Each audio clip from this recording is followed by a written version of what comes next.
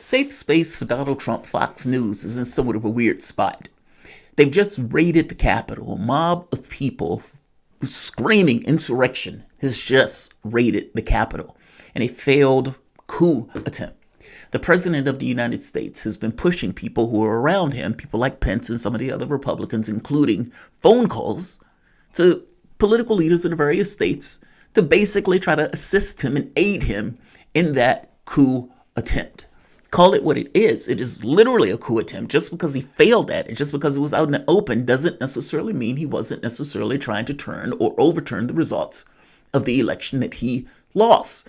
It's one thing if Donald Trump has something to show for it. I've made it the point on more than one occasion. I would like to know who won. If he had evidence that he could put forth to show that something was going on and dodgy with the elections, I want to know it. I think they cheated Sanders. I think they cheated Sanders outright.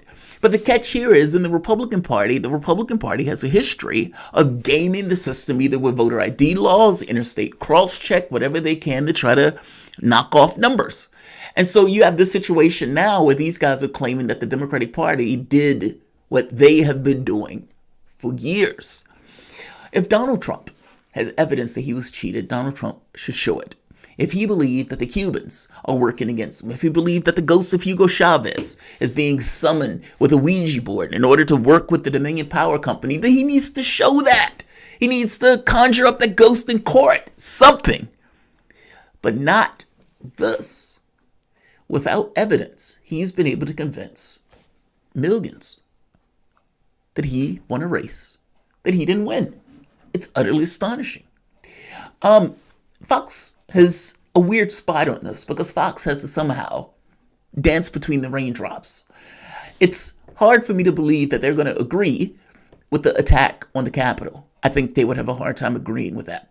By the same token, they are only going to retreat so far in pulling back on that.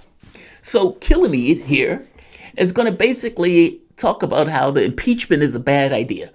Now, you heard Lindsey Graham argue about impeachment being a horrible idea and basically begging Nancy Pelosi to not go through with it as being divisive. The problem here is that people who are typically comfortable, Nancy Pelosi, $300 million in the bank, give or take. Nancy Pelosi is usually utterly detached from this world with that money. But what happens if Pelosi has to hide in a room with a bunch of other people because a bunch of other people who she pays no attention to under normal circumstances raid the Capitol? Is Pelosi and some of the other comfortable people going to have feelings with that? Yes. Yes. And are those people going to go after you once it fails? Yes. Especially since the device that gives them power is the device that Donald Trump was trying to utterly destroy. You can't ignore the reason that the mob attacked the White House. That matters more than pretty much anything else. Meaning, if the reason was different, whether the action or not is just is dependent upon the reason. And their reason was basically to install Trump as God King. That can't be accepted. Fox News' argument here is that basically this was an attack on the Capitol. And because this was an attack on a Capitol, and there have been attacks planned for 50 other state capitals, in addition to more attacks planned on the Capitol, especially during the time Joe Biden is trying to get inaugurated, that this should give the government pause on the idea of impeachment. Think about what he's saying for the moment. That the United States government itself, with all the weapons in the world, with all the guns in the world, with all the non-violent means of getting rid of a crowd in the world. The same Fox News that was entirely on board for shooting black people in the face and letting these people off, or letting the cops off, or for that matter, crushing the crowds of Black Lives Matter protesters who responded to blacks being shot in the face or shot in the back. This same Fox News is basically saying the hostage taking should win. That because all of these right-wingers, all of these militias, all of these Republicans, because these groups are taking the tack that Donald Trump actually won, and not just won in a landslide, and that they're being stolen, the election is being stolen from them. That because the state capitals, all 50 apparently, are under threat of attack, because the federal government is once again under threat of attack by these right-wingers and by these militias that don't necessarily want to accept the election results and find this to be their moment of an uprising. Because of that the government of the U.S. shouldn't follow through with impeachment. That's astonishing. That's astonishing. If this was a situation where the Capitol was raided because 4,000 people died, if this was a situation where people raided the Capitol because they were angry at the fact that their jobs were lost, that they were angry at the fact that they struggled with illness because of the inefficient way that the government handled or not the COVID-19 outbreak, if it was because they had to deal with poverty or deal with homelessness or deal with sickness and illness that they can't necessarily afford the bills to, had medical bills or college bills, if they raided it for those reasons, that's one thing. That's a situation where the government might be in the right to acquiesce to demands of the public, because what the demands of the public in this case will be right. But this is not why they raided. That's the point I'm trying to make here. They raided for something that was fundamentally different, to overturn any notion of what it is to be America. Whether you like it or not, let's just be very clear that the entire point of them was to overturn the election results. So to argue that you shouldn't impeach for something that is remarkably impeachable, the insurrection pushed by the President of the United States because he didn't want to lose the race, and you shouldn't do it because you should be scared of the groups that are about to attack the various capitals and the government. That's an astonishing point of view. I don't think there's enough support for 50 state house coups in addition to another coup on the federal government. I don't buy it. But the fact that you're willing to make this particular argument in and of itself is problematic. Acquiesce to the hostage taking of the Republican Party and just let this ride. Nonsense. Believe that America could be more effective and has been ineffective because we've been at each other's throats.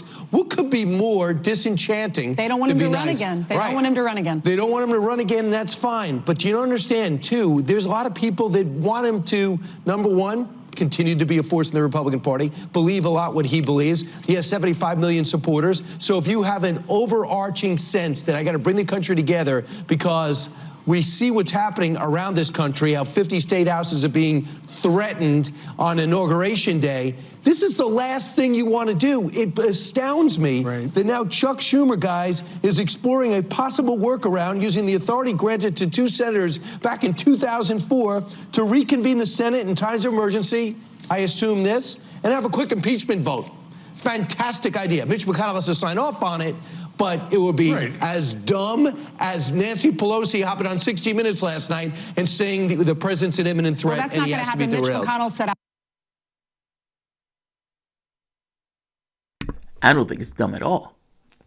I think if the president tries to overtly have a coup, then the government that the president tried to overthrow should respond to the fact that the president tried to overthrow the government. And in this very specific case, impeaching Trump, in this case with the idea of preventing him from ever running again, this is basically what they're talking about. Look, the president could have remained a force in politics. The president will probably remain a force in politics. The president, the only thing the president had to do for all of that stuff to be true is to not try to incite a mob to insurrect and take down the government and the capital of the United States. Again, pipe bombs, zip ties. These guys could have taken hostages. These guys could have killed congressmen. All of that stuff was up for grabs at that point. And this is something that the president incited. No, the president is fair game from my standpoint. The senators that were involved in pushing this are fair game from my point of view. And to make the argument that the government of the United States should bow down to Republicans because of threats, because of terror, that's an astonishing argument to make. That's an astonishing argument to make. There is no situation under normal circumstance where Fox News will basically say, yeah, give in to the terrorists. Give in to the terrorists. That's what we should be doing. Nonsense. That's utter nonsense. If the president is going to do something to flagrantly break the law, George Bush, for example, gets 1 million Iraqis killed, George Bush should be prosecuted I don't give a shit if there are factions out there that are okay with George Bush. The factions that are okay with George Bush in and of itself is not enough for George Bush not to be prosecuted. Is the government of the United States sovereign power or not? That's what we're talking about. That is the key reason and the key problem with this attack on the Capitol. Is the government of the United States a sovereign power? If it is not a sovereign power, then that's something else.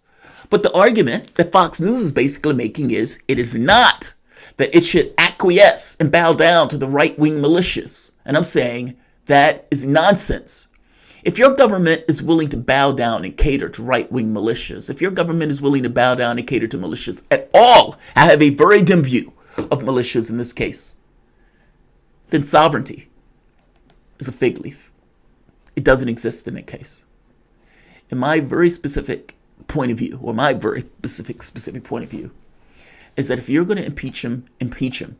If you're going to impeach or get rid of some of the other members of Congress, do so. And whatever violence, meaning from the standpoint of right-wing militias that want to threaten that prospect, then you, as the government, must be willing to take all comers. That is called being a sovereign power. And on some level, the problem with allowing the Capitol to be raided is to make it look as if a certain degree of weakness is present in regards to the government being able to attend to its affairs. Well, in this very specific instance, Killimeade here is basically saying the government should bow down.